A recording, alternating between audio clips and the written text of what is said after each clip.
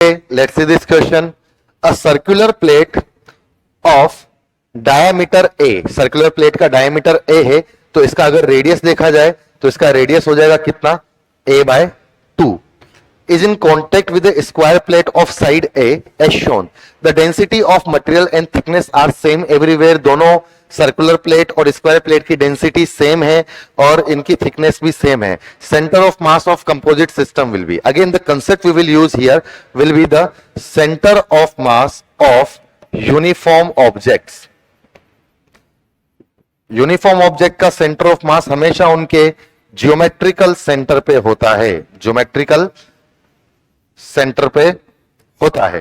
तो अगर हम यहां पर बात करें तो ऐसा मान लेते हैं कि इसका मास कुछ तो m1 कंसीडर कर देते हैं और इसका मास कुछ तो m2 कंसीडर कर लेते हैं और लेट्स से इनकी मास डेंसिटी सिग्मा है. तो हम अगर m1 को लिखेंगे तो m1 is nothing but sigma into इसका एरिया लिखा जाएगा पाई इंटू a/2 का होल स्क्वायर, मतलब m1 will be nothing but sigma pi a²/4.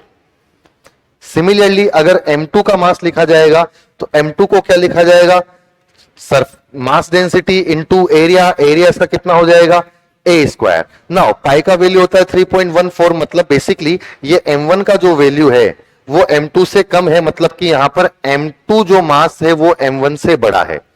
चलिए अब अगर हम इनके इंडिविजुअल सेंटर ऑफ मास के बारे में बात करें कि इस m1 को मैं कहां कंसंट्रेट मान सकता हूं, तो यूनिफॉर्म ऑब्जेक्ट है तो इसको इसके सेंटर पे कंसंट्रेट मानूंगा, तो यहां पर ये m1 मास होगा. सिमिलरली m2 मास को भी स्क्वायर के सेंटर पे कंसंट्रेट मान सकता हूं, तो ये m2 मास हो गया.